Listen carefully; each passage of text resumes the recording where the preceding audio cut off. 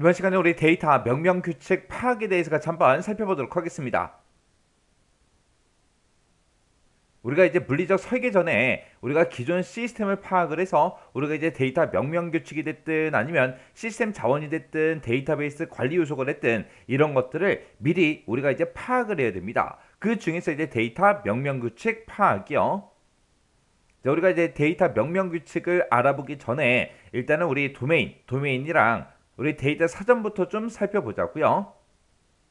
자, 우리 도메인이라는 거는 객체에 이제 포함된 그런 속성들의 데이터의 타입이 됐든 크기가 됐든 그런 것들을 이제 정할 때 표준화된 그런 규칙에 따라서 우리가 이제 일관성 있게 정의하는 것을 보고 우리가 이제 얘기합니다. 그래서 지금 여기 보게 되면 이제 도메인에 분류하고 코드 그러면 이제 우리 회사에서 우리 데이터베이스에서 사용되는 이제 모든 코드를 전부 다 이제 써놓은 거예요. 이름이다 그러면 이름이라는 거는 이제 사원 이름도 물론 있겠지만 매장 이름도 있고 상품의 이름도 있대요. 그리고 이제 수다 그러면 이제 사원수, 상품수 이런 것들을 보고 얘기한대요. 이런 것들을 이제 우리 객체, 엔티티, 우리 이제 테이블에서 이런 것들을 우리가 이제 속성으로 사용을 하는데 그때 이제 데이터 타입은 어떻게 되는지 그리고 기억 장소 크기는 이제 어떻게 할 건지 그런 것들을 딱 정해놓고 사용을 하는 거예요. 이런 데이터베이스 하나를 만들 때도 데이터베이스 관리자가 한 명이라면 뭐 상관없겠지만 만약에 큰 시스템이다. 그럼 이제 데이터베이스 관리하는 사람이 이제 여러 명이 될 거 아니에요.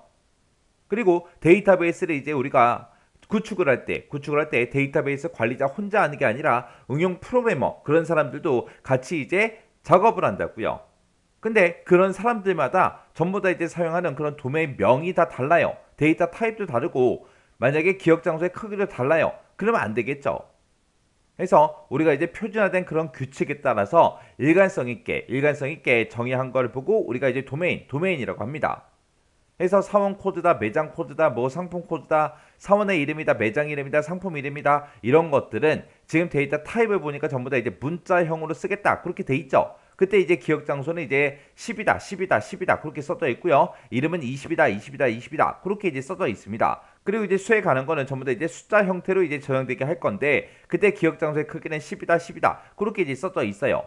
그래서 우리가 각각의 도메인들마다 도메인명을 딱딱딱 정해놓고 그때 이제 데이터 타입은 어떻게 할 건지 그때 기억 장소의 크기는 어떻게 할 건지 이런 것들을 싹 다 이제 정의해 놓은 거 그걸 보고 우리가 이제 도메인이라고 그렇게 이제 부르는 거예요. 그 다음에 이제 데이터 사전이요. 데이터 사전을 다른 말로 이제 데이터 용어 사전 그렇게 이제 부르기도 합니다. 얘는 이제 전체 프로젝트 그 과정에서 일관성 있는 그런 데이터의 이름도 이제 우리가 써야 되고 일관성 있는 이제 인터페이스를 제공하기 위해서 데이터의 이제 데이터 속성에 이제 논리명이 됐든 물리적인 이름이 됐든 아니면 용어 정의가 됐든 이런 것들을 싹 다 이제 기술해 놓은 걸 보고 우리가 이제 데이터 사전, 데이터 용어 사전 그렇게 이제 부릅니다. 이런 데이터 사전은 프로젝트에서 이제 사용되는 그런 명칭을 이제 부여할 때 그 근거로 이제 사용이 되는 게 우리 데이터 사전, 데이터 용어 사전이요. 그래서 우리 데이터 사전이다 그럼 지금처럼 이런 걸 보고 얘기해요. 그래서 우리가 이제 논리적인 그런 이름도 써줘야 되고요. 물리적으로 이제 어떤 명칭을 쓸 건지 그런 명칭도 딱딱 정해놔야 돼요. 그리고 이런 각각의 용어들이 뭘 의미하는지 그런 용어 정의 같은 것도 우리가 싹 다 이제 기술을 해줘야 됩니다. 그때 이제 논리명은 사원 번호다, 이름이다, 연락처다, 주소다 하고 있을 때 지금처럼 물리명은 이제 사원의 번호, 우리 사원 번호 말고도 이제 여러 가지 번호가 있을 수 있겠죠. 뭐 상품에 대한 그런 번호도 있을 수 있고 그리고 고객의 이제 번호도 있고 여러 가지가 있을 수 있겠죠. 해서 그런 것들을 우리가 전부 다 이제 구분하기 위해서 사원의 번호다 해서 이런 물리명을 쓰겠다. 그렇게 이제 딱 정해 놓은 거예요. 그리고 이름이다 그러면 이름에도 보면 우리 사원명도 있겠지만 고객 이름도 있을 거고요. 상품의 이름도 있을 거고 여러 가지 이름이 있겠죠. 그런 것들마다 물리적인 그런 명칭을 어떻게 이제 사용할 건지 그리고 연락처도 뭐 집 전화도 있고 우리 핸드폰 번호도 있고 그리고 우리 회사 전화번호도 있고 그런 것들을 이제 입력받을 수 있겠죠. 그때 어떤 전화번호인지 그런 것들을 이제 구분할 수 있게끔 이런 물리명에다가 이렇게 이제 H 핸드폰 번호도 하고 이렇게 우리가 물리명을 사용하겠다 이렇게 아예 딱 정해버리는 거예요. 그리고 주소다 그러면 주소 같은 경우도 내가 우리 쇼핑몰에서 이제 뭔가 물건을 팔았을 때 배송지 주소도 있겠죠. 그리고 사원들의 이제 주소도 있을 거고요. 고객의 이제 주소도 있을 거예요. 그런 것들을 전부 다 이제 구분하기 위해서 물리명을 지금처럼 이렇게 이제 쓰겠다. 아예 딱 정해버리는 겁니다.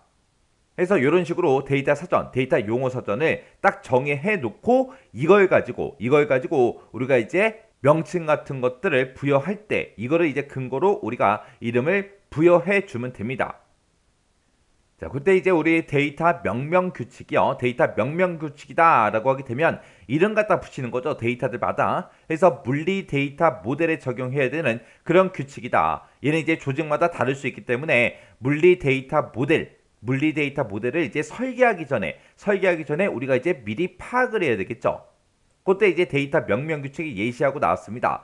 자, 업무 코드라는 게 있고, 그리고 리소스 그룹이라는 게 있고, 그리고 이제 거래 코드라는 게 있대요. 업무 코드라는 거는 업무 코드 앞에 이제 세 자리를 먼저 쓰고 그 뒤에다가 세부 업무 코드 세 자리, 그렇게 해서 총 6자리로 이제 쓰겠다. 그렇게 해서 만들어 놓은 거고요. 업무 코드와 세부 업무 코드를 기준으로 해서 거래 코드가 됐든 프로그램이 됐든 이런 것들이 이제 명명이 되기 때문에 표준을 이제 준수해야 된다. 그렇게 이제 써 놓은 거고요. 그다음에 이제 리소스 그룹에 보게 되면 업무 구분 세 자리, 그리고 세부 업무 구분 두 자리, 그렇게 이제 명명하겠다. 그렇게 이제 써 놓은 거고요. 그 다음에 이제 거래 코드는 입력되는 그 데이터 유형에 따라 부여가 된다. 그때 이제 거래 코드 명명 규칙은 서비스명과 동일하게 해라.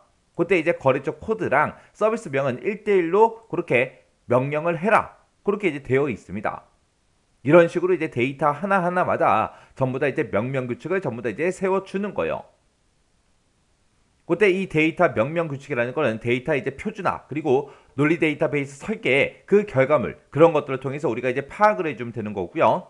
그때 이제 우리가 명명 규칙을 파악을 할 때는 도메인이 됐든 데이터 사전 이런 것들을 이제 참고해서 우리가 명령 규칙을 이제 세워줘야 되기 때문에 이런 것들에 대한 그런 지식이 이제 필요하겠죠.